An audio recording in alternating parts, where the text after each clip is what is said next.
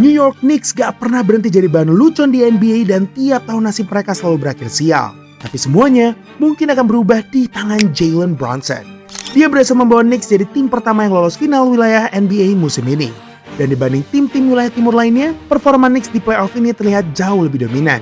Di ronde pertama wilayah timur, hanya seri Knicks yang gak berakhir sampai 7 game. Dan baru-baru ini mereka berhasil menyapu bersih 4-0 Joel Embiid dan Sixers yang berhasil membungkam Jaylen Brown, Jason Tatum, dan Boston Celtics. Tapi itu masih belum ada apa-apanya. Karena yang setelah ini bakal membuat permainan mereka terlihat semakin mengerikan lagi.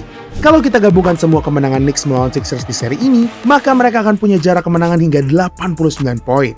Sebagian besar game mereka selalu berakhir dengan blowout yang sangat memalukan untuk Sixers.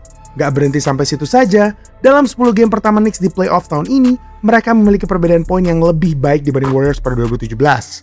Dengan kata lain, permainan Brunson dan Knicks sejauh ini terlihat lebih hebat dibanding dinasti Warriors yang kekuatannya saat itu dianggap tidak adil. Di playoff tahun ini juga, Knicks sudah memenangi 3 game dengan jarak skor lebih dari 30 poin.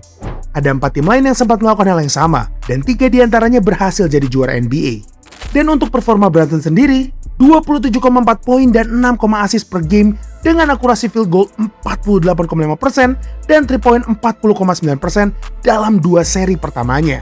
Menit bermainnya lebih sedikit dibanding tahun-tahun sebelumnya, tapi permainannya justru lebih efisien. Brunson gak cuma jadi salah satu pemain terhebat di playoff tahun ini, tapi mungkin juga telah menjadi pemain Knicks terhebat sepanjang masa, atau setidaknya yang pernah gue lihat secara langsung. Tapi apakah Jalen Brunson benar-benar adalah orang yang tepat yang bisa melepas kutukan Knicks yang gak pernah juara dalam 50-an tahun terakhir? Bukannya di era modern ini dia dianggap terlalu kecil dalam tanda kutip untuk jadi superstar dan pusat dalam permainan tim? Kalau kita ulik lagi karir Brunson dalam beberapa tahun terakhir, kita bisa menemukan tanda-tanda yang menjanjikan kalau Brunson ini betulan hebat dan gak bisa diremehkan. Bagaimanapun, saat Brunson bergabung dengan Knicks pada 2022, dia harus menerima realita yang jauh di luar ekspektasi. Alih-alih mendapatkan sambutan hangat, dia justru dirujak habis-habisan oleh netizen. Gak sedikit fans-fans Knicks merasa kesal dengan keputusan ini, ditambah juga dengan media-media pada saat itu. Trading their first round pick away, and for what?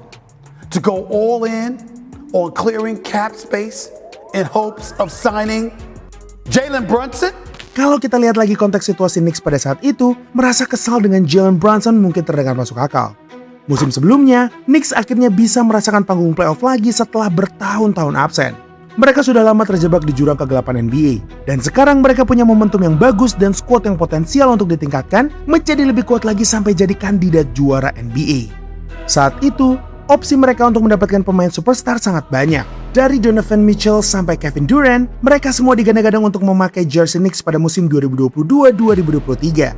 Tapi yang mereka lakukan, membayar mahal pemain 188 cm yang dipilih di ronde kedua NBA Draft yang performanya tiba-tiba bagus di samping Luka Doncic di playoff, tanpa ada jaminan kalau dia bakal bermain sama hebatnya di sana. Tapi riwayatnya di playoff 2022 itu seharusnya sudah cukup untuk menjelaskan potensi Brunson sebagai pemain utama untuk Knicks. Di ronde pertama, saat Luka Doncic harus absen selama 3 game beruntun, ini yang Brunson lakukan.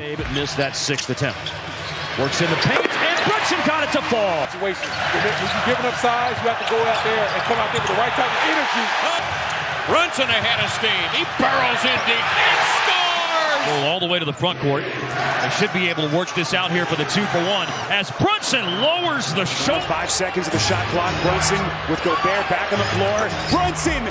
20 poin di game pertama, 41 poin di game kedua, dan 31 poin di game ketiga untuk Brunson.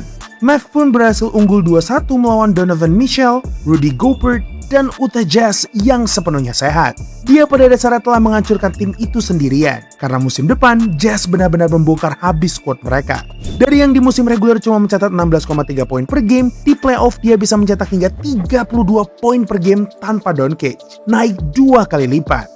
Ini yang diharapkan Knicks ketika mereka bertarung merekrut Brunson. Mereka ingin pemain yang bisa hadir dan menyala di saat mereka benar-benar membutuhkannya.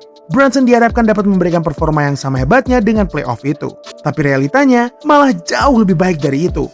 Produktivitas Brunson langsung meningkat drastis sebagai pemain utama Knicks. Di tengah perjalanan itu, dia juga berhasil membuat momen-momen ikonik, khususnya di menit-menit terakhir. Jumlah kemenangan mereka juga selalu meningkat setiap tahunnya sampai sekarang. Tapi yang terjadi di playoff terlihat jauh lebih memuaskan dari itu.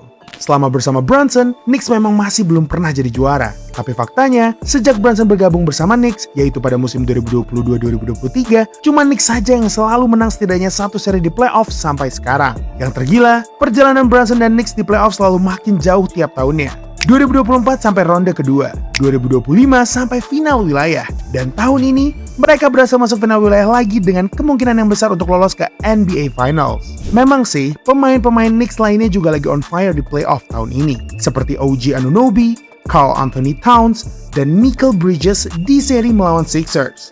Tapi semua pencapaian mereka itu nggak akan terlihat bagus tanpa Jalen Brunson, karena sebagai seorang kapten, dia adalah sosok yang sangat clutch dan bisa diandalkan. Game kedua melawan Sixers bisa jadi salah satu contohnya. Di 3 kuarter pertama, Sixers seperti melakukan tugas mereka dengan sangat baik dalam membuat Brunson kewalahan. Tapi game ini bukan tentang bagaimana kamu memulainya, tapi bagaimana kamu mengakhirinya. Karena di kuarter 4, Brunson langsung bisa melakukan semua ini. Brunson finds some room and shoots. Brunson drives, pulls up, jump shot, got it on the floor. Brunson the fake. Falling away, puts it up. That's good. Jalen Brunson. Brunson berhasil mencetak 8 poin, semuanya dari area mid-range. Orang ini benar-benar menggoreng-goreng di momen clutch seperti ini. Sejak bergabung bersama Knicks, Brunson memiliki jumlah poin kuarter 4 terbanyak di playoff. Melebihi bintang-bintang yang terkenal bahaya di kuarter 4 seperti Nikola Jokic, Jamal Murray, Jason Tatum, Anthony Edwards, dan Shea. Semua tembakan-tembakannya berasa mustahil untuk dicerna. Dan dia sudah melakukan ini untuk Knicks setiap tahun. Dia adalah pemain yang semua tim butuhkan untuk bertahan di playoff. Karena untuk jadi juara, mereka harus memiliki mental yang kuat untuk tampil sempurna di momen-momen clutch. Tapi itu bukan satu-satunya contoh yang menggambarkan hebatnya Brunson sebagai seorang kapten.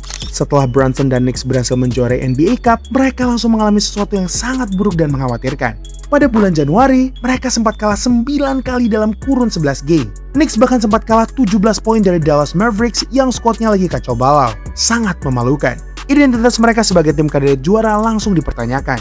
Mereka jadi kelihatan cuma ngincer trofi NBA Cup saja, karena setelah itu performa mereka langsung jeleknya bukan main. Namun Jalen Brunson gak mau membiarkan Knicks terus bermain seperti ini. Sehari setelah kekalahan dari Mavs itu, Brunson langsung mengumpulkan semua rekan setimnya dan memberi peringatan bahwa mereka termasuk dirinya harus membenahi diri.